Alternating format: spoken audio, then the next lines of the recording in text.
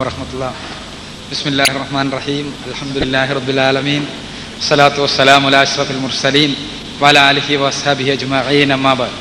സഹോദരന്മാരെ, ഞാൻ എൻ്റെ സംസാരങ്ങളെല്ലാം തുടങ്ങുമ്പോൾ അസ്സലാമു അലൈക്കും എന്ന് പറയുമ്പോൾ നിങ്ങളാരും എൻ്റെ ക്രൈസ്തവ സുഹൃത്തുക്കളൊന്നും ഒരു അപരിചിതത്വത്തോടു കൂടി നോക്കേണ്ടതില്ല. അത് ക്രിസ്തു എപ്പോഴും ജനങ്ങളെ കാണുമ്പോൾ പറഞ്ഞ പദമാണ്, നിങ്ങൾക്ക് സമാധാനമെന്ന്. യോഹന്നാൻ്റെ സുവിശേഷം 20-ാം അധ്യായത്തിൽ 21, 22 വചനങ്ങളിൽ നമുക്ക് കാണാൻ കഴിയും. ക്രിസ്തു ജനങ്ങളെ കാണുമ്പോൾ പറഞ്ഞത് നിങ്ങൾക്ക് സമാധാനം എന്നാണ്. അസ്സലാമു അലൈക്കും, നിങ്ങൾക്ക് സമാധാനം. സഹോദരന്മാരെ, ഇത്തരമൊരു പ്രോഗ്രാം അള്ളാഹുവിൻ്റെ അനുഗ്രഹത്താൽ നമുക്ക് സംഘടിപ്പിക്കുവാൻ ഭാഗ്യം ലഭിച്ചിരിക്കുകയാണ്. തീർച്ചയായും പ്രവാചകന്മാർ മുഴുവനും പഠിപ്പിച്ച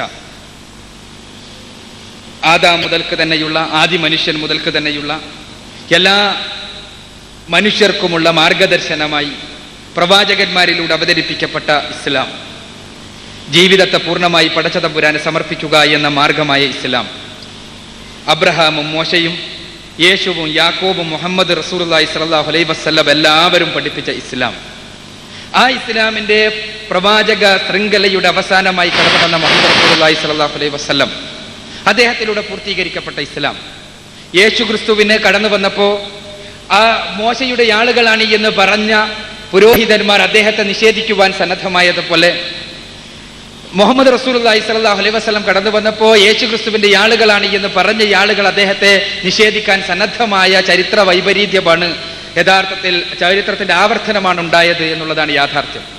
യഥാർത്ഥത്തിൽ ഇത്തരമൊരു പ്രോഗ്രാം സംഘടിപ്പിക്കുമ്പോൾ അതിൻ്റെ നിശ്ചോപത്തിനെ സംബന്ധിച്ചിടത്തോളം അതിൻ്റെ ലക്ഷ്യം ഏത് പ്രോഗ്രാമിനെയും പോലെ ലോകത്തുള്ള മനുഷ്യർ ദൈവിക മാർഗദർശനത്തിൽ നിന്ന് അകന്നുപോയി നരകത്തിന്റെ മാർഗത്തിലൂടെ നടന്നുപോയി അവർക്ക് നിത്യനാശത്തിലേക്ക് ആപതിച്ചു കൊണ്ടിരിക്കുകയാണ്. അതുകൊണ്ട് തന്നെ അവർക്ക് നിത്യജീവന്റെ പാത കാണിച്ചു കൊടുക്കുക എന്ന പ്രവാചകന്മാർ മുഴുവനും നിർവഹിച്ച ഉത്തരവാദിത്വം, മുഹമ്മദ് റസൂലുള്ളാഹി സ്വല്ലല്ലാഹു അലൈഹി വസല്ലമയിലൂടെ പൂർത്തീകരിക്കപ്പെട്ട ഉത്തരവാദിത്വം, ആ ഉത്തരവാദിത്വത്തിന്റെ നിർവഹണം എന്നുള്ള രീതിയിൽ മാത്രമാണ് ഇത്തരമൊരു പ്രോഗ്രാമിൽ പങ്കെടുക്കുവാനും അതിന്റെ സംഘാടനത്തിൽ പങ്കുചേരുവാനുമെല്ലാം നിശ്ചോപത്തിന്റെ പ്രവർത്തകർ തീരുമാനിച്ചത് എന്ന് സൂചിപ്പിക്കുകയാണ്. സഹോദരന്മാരെ, നിങ്ങളോട് എല്ലാവരോടുമായി എനിക്ക് സൂചിപ്പിക്കാനുള്ളത്, ഇവിടെ ബൈബിളിന്റെ ദൈവികതയെ കുറിച്ച് പറഞ്ഞപ്പോൾ സ്വാഭാവികമായി ബൈബിളിന്റെ ദൈവികതയെ 7 പോയിന്റുകളുടെ അടിസ്ഥാനത്തിൽ ഞാൻ നിഷേധിക്കുകയുണ്ടായി.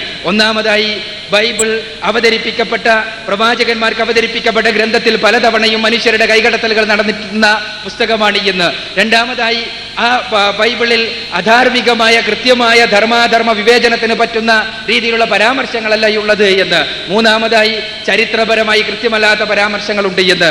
നാലാമതായി, പ്രവചനത്തിന്റെ വിഷയത്തിൽ പൂർത്തീകരിക്കപ്പെടാത്ത പ്രവചനങ്ങളുണ്ട് എന്ന്. അഞ്ചാമതായി, അശാസ്ത്രീയമായ നിരവധി പരാമർശങ്ങളുണ്ട് എന്ന്. ആറാമതായി, നിരവധി അബദ്ധങ്ങൾ കടന്നുകൂടിയിട്ടുണ്ട് എന്ന്. അതേപോലെ തന്നെ ഏഴാമതായി നിരവധി വൈരുദ്ധ്യങ്ങളുണ്ട് എന്ന്.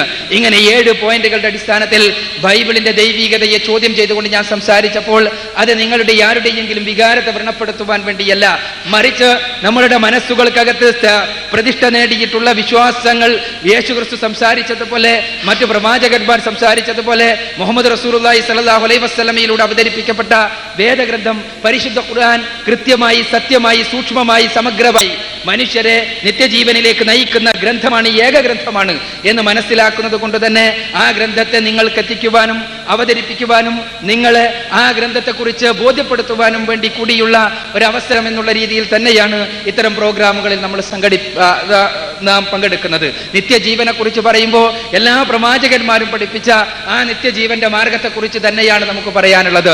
യേശുക്രിസ്തു പറഞ്ഞതായി മത്തായിയുടെ സുവിശേഷത്തിലെ 7-ാം അധ്യായത്തിൽ 21-ാമത്തെ വചനത്തിൽ നമ്മൾ വായിക്കുന്നു, എന്നോട് കർത്താവേ കർത്താവേ എന്ന് വിളിക്കുന്നവനല്ല, സ്വർഗസ്ഥനായ എന്റെ പിതാവിന്റെ ഇഷ്ടം ചെയ്യുന്നവനാണ് അവന്റെ രാജ്യമായ സ്വർഗരാജ്യത്തിൽ പ്രവേശിക്കുന്നത്. സ്വർഗസ്ഥനായ പിതാവിന്റെ ഇഷ്ടം ചെയ്യണം. ജീവിതത്തിലുടനീളം അവന്റെ ഇഷ്ടങ്ങൾ എന്തൊക്കെയാണ്, അവൻ എന്തൊക്കെയാണ് ഇഷ്ടപ്പെട്ടത് എന്ന് പഠിപ്പിക്കുവാനാണ് പ്രവാചകന്മാരഖിലം കടന്നു വന്നത്.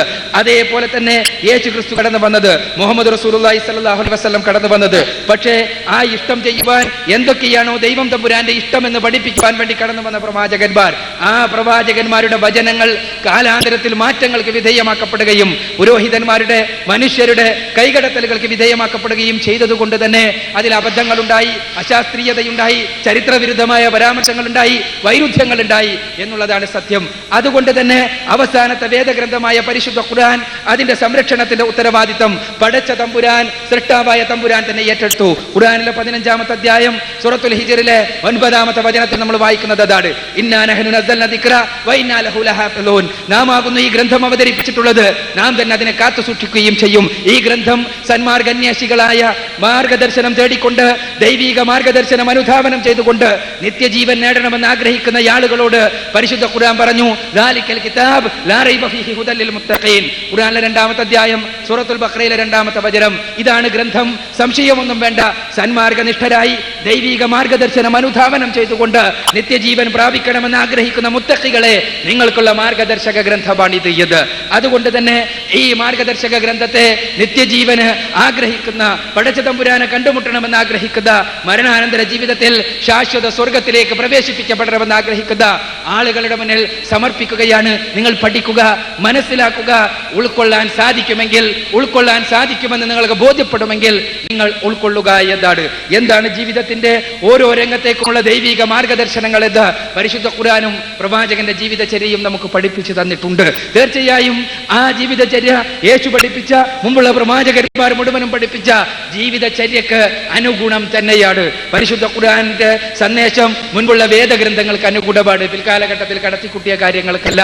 ഇവിടെ തീർച്ചയായും ഒരുപാട് വിഷയങ്ങൾ കൺക്ലൂഷനിൽ പോലും ബഹുമാന്യനായ സുഹൃത്ത് പറഞ്ഞതിൽ എനിക്ക് അഭിപ്രായ വ്യത്യാസമുള്ളതുണ്ട്. ഞാനത് വിശദീകരിക്കുവാൻ ഇവിടെ സമയം മെനക്കെടുത്തുന്നില്ല. അതിന് അനുവദിക്കപ്പെട്ട സമയം പര്യാപ്തമല്ല താനും. ഇവിടെ പ്രവചനങ്ങളുടെ പൂർത്തീകരണത്തിന്റെ കാര്യത്തിലാണെങ്കിൽ പ്രവചനങ്ങളുടെ പൂർത്തീകരണം സ്വാഭാവികമായി ആ കാലഘട്ടത്തിൽ തന്നെ സംഭവിച്ചതും ആ കാലഘട്ടത്തിൽ തന്നെ പൂർത്തീകരണം വന്നതുമാണ്. എങ്കിലും പിൽക്കാലഘട്ടത്തിലേക്ക് വലിച്ചിടക്കുന്നത് സത്യത്തിൽ എന്താണ്? ആ വലിച്ചിടച്ചതിന് കാരണം സുവിശേഷകർ യേശുക്രിസ്തു പഴയ നിയമത്തിൽ പ്രവചിപ്പിക്കപ്പെട്ട പ്രവാചകനാണ് എന്ന് വരുത്തി തീർക്കുവാൻ വേണ്ടി അവരുടെ സ്വന്തം വീക്ഷണത്തിലുള്ള ഒരു യേശുകഥ മെനഞ്ഞെടുത്തതാണ് അതിന് കാരണം എന്നുള്ള സത്യമാണ് നമുക്ക് പ്രവചനങ്ങളെ ഉദ്ധരിക്കുമ്പോൾ ഈ സുവിശേഷകർത്താക്കൾക്ക് സംഭവിച്ച അബദ്ധങ്ങൾ വ്യക്തമാക്കുന്നത് എന്നുള്ള വസ്തുത കൂടി നമ്മൾ മനസ്സിലാക്കേണ്ടതുണ്ട്. യെശയ്യാവിന്റെ പ്രവചനവും മാലാഖിയുടെ പ്രവചനം കൂടി കൂട്ടിയോജിപ്പിച്ച് അത് യെശയ്യാവിന്റെ പ്രവചനമാണ് എന്ന് വരുത്തി തീർക്കുവാൻ വേണ്ടി മർക്കോസ് ചെയ്ത ഒരു തന്ത്രം നമ്മൾ നേരത്തെ മനസ്സിലാക്കുകയുണ്ടായി. ഇതേപോലെ തന്നെയാണ് ഓരോ കാര്യങ്ങളും എന്നുള്ളതാണ് യാഥാർത്ഥ്യം. അതുകൊണ്ട് ഇവിടെ ബൈബിളിൽ നിന്ന് ഉദ്ധരിച്ച സമയത്ത് പലപ്പോഴും തീരെ കണ്ണുമടച്ചുകൊണ്ട് അങ്ങനെയൊന്നും ബൈബിളിൽ ഇല്ല എന്ന രൂപത്തിൽ പറയുന്ന അവസ്ഥാവിശേഷമുണ്ടായി. പരിശോധിച്ച ശേഷം പറയണം. യോനാ പ്രവാചകനെ കുറിച്ച് പറയുമ്പോൾ യോനാ പ്രവാചകൻ മത്സ്യത്തിന്റെ വയറ്റിൽ, കടലാനയുടെ വയറ്റിൽ രാവും പകലും കിടന്നു എന്ന് മാത്രമല്ല, അവിടെ ഇരുന്ന് പ്രാർത്ഥിച്ചതായി, അവിടെ ഇരുന്ന് ദൈവത്തോട് പ്രാർത്ഥിച്ചതായി എല്ലാമുള്ള പരാമർശങ്ങൾ കാണാൻ കഴിയും. ജീവനുള്ള യോനാ പ്രവാചകനെ തന്നെയാണ് നമ്മൾ അവിടെ കാണുന്നത്. അത് അങ്ങനെ ജീവനുള്ള ഒരു പരാമർശവുമില്ല എന്ന് പറയുന്നതിന് മുൻപ് കൃത്യമായി പരിശോധിക്കുക എന്നാണ് എനിക്ക് സൂചിപ്പിക്കാറുള്ളത്. യോഹന്നാന്റെ 1-ാം ലേഖനത്തിൽ 5-ാം അധ്യായത്തിലെ 7-ാമത്തെ വചനത്തിന്റെ വിഷയത്തിലും ഇത് തന്നെയാണ് സ്ഥിതി. ഇതേപോലുള്ള നിരവധി വചനങ്ങൾ അത് യഥാർത്ഥത്തിലുള്ള കയ്യെഴുത്ത് രേഖകളിൽ ഇല്ല എന്നുള്ളതാണ് വസ്തുത, എന്നുള്ളതാണ് സത്യം. പിൽക്കാലഘട്ടത്തിലുള്ളതല്ല.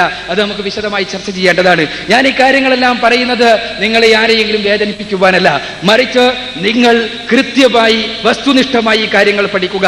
ഞാൻ 7 പോയിന്റുകൾ പറഞ്ഞെടുത്ത് ഞാനിവിടെ ഉദ്ധരിച്ച ഏതെങ്കിലും ഉദ്ധരണി ശരിയല്ല എന്ന്, അത് സന്ദർഭത്തിന് നടത്തിയെടുത്തതാണ് ഇത്, അത് കൃത്യമല്ലാതെ കോട്ട് ചെയ്തതാണ് ഇത്, അതിനതല്ല അർത്ഥമെന്ന് വസ്തുനിഷ്ഠമായി സ്ഥാപിക്കുവാൻ നിങ്ങൾക്ക് ആര് ചെയ്താലും ആര് സ്ഥാപിച്ചാലും അത് സ്വാഗതം ചെയ്യുകയാണ് പൂർണ്ണമായ ഹൃദയത്തോടുകൂടി, പൂർണ്ണമായ മനസ്സോടുകൂടി. നിച്ചിന്റെ പുസ്തകം ഇവിടെ